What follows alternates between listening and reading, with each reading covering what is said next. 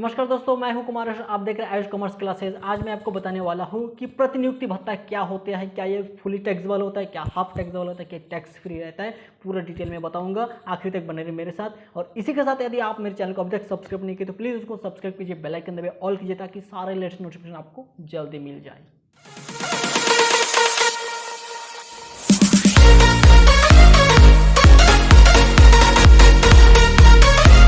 तो चलिए दोस्तों शुरू करते हैं और देखते हैं कि प्रतिनियुक्ति भत्ता किसे कहता है, इसका मीनिंग क्या है और इसकी कैलकुलेशन किस प्रकार से किया जाता है। सारा डिटेल में आपको एक करके बताता हूँ, ठीक है।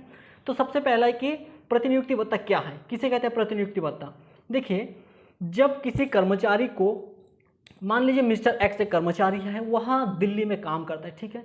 तो उसको दिल्ली में वो स्थायी रूप से वहाँ पे काम करता है, तो उसको एक कुछ ही समय के लिए उस स्थान से यानी कि दिल्ली से किसी दूसरे स्थान में लिया जाता है, ठीक है। उसको ट्रांसफ़र कर दिया जाता है, उसकी प्रतिनियुक्ति यानी कि दूसरे जगह में उसको शिफ्ट कर दिया जाता है कुछ ही समय के लिए, वो भी अस्थायी रूप से, ठीक है। स्थायी रूप से नहीं, स्थायी रूप से काम करता है दिल्ली में, और उसको अस्थायी रूप से मान लीजिए कुछ ही दिन के लिए, 1 महीने के लिए, 1 हफ्ते के लिए उसको राजनांदगांव में लाया जाता है, ठीक है। अस्थायी रूप से उसकी प्रतिनियुक्ति यहाँ पे किया जाता है, ट्रांसफर यहाँ पे किया जाता है कुछ दिन के लिए राजनांदगांव में दिल्ली से।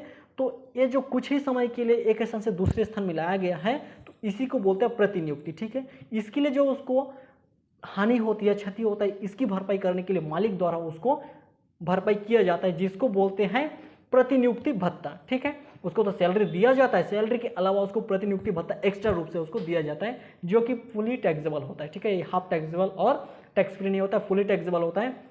हो गया, आपको मीनिंग समझ में आ गया इसका। प्रतिनियुक्ति भत्ता मतलब क्या होता है, जब एक कर्मचारी को एक स्थान से दूसरे स्थान में प्रतिनियुक्त किया जाता है, नियुक्त किया जाता है कि एक स्थान से दूसरे स्थान पर ट्रांसफर किया जाता है अस्थायी रूप से कुछ ही दिनों के लिए, तो उसी को प्रतिनियुक्ति भत्ता कहलाता है, ठीक है। मतलब प्रतिनियुक्ति कहलाता है। और उसी के लिए जो उसको भत्ता दिया जाता है, पैसा दिया जाता है सैलरी के अलावा, ठीक है। सैलरी तो दिया जाएगा, सैलरी के अलावा जो भत्ता दिया जाता है उसको एक स्थान से दूसरे स्थान पर ट्रांसफर करने के लिए, ट्रांसफर करने के बाद, तो उसी को बोलते हैं प्रतिनियुक्ति भत्ता, ठीक है। यानी कि दोबारा उसको एक स्थान से दूसरे स्थान पे ला के दोबारा उसको नियुक्त किया गया है, जिसके वजह से उसको एक भत्ता दिया गया, पैसा दिया गया, ठीक है। सैलरी के अलावा ही इसको दिया जाता है एक्स्ट्रा, तो इसको प्रतिनियुक्त भत्ता कहलाता है। आपको मीनिंग पूरा समझ में आ गया होगा। अब देखते हैं इसकी कैलकुलेशन क्या होगा। तो मैं आपको शुरू से बताते आ रहा हूँ कि ये जो भत्ता है फुली टैक्सेबल भत्ता होता है, ठीक है। तो जो भी फुली टैक्सेबल भत्ता है, इसके व्यय की तरफ इसने कितना बचा या कितना खर्चा किया, इस किसी भी तरफ आपको ध्यान देने की ज़रूरत नहीं है, कन्फ्यूजन होने की बिल्कुल ज़रूरत नहीं है।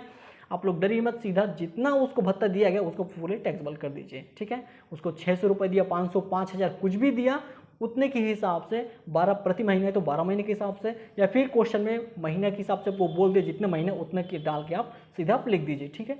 कोई दिक्कत नहीं है इसमें। आशा करता हूँ, देखिए बहुत ही सरल है, आशा करता हूँ आपको समझ में आ गया होगा। और यदि नहीं आया है तो कमेंट बॉक्स है आपके पास, आप लिख सकते हैं, मुझसे पूछ सकते हैं और मैं आपको ज़रूर बताऊँगा।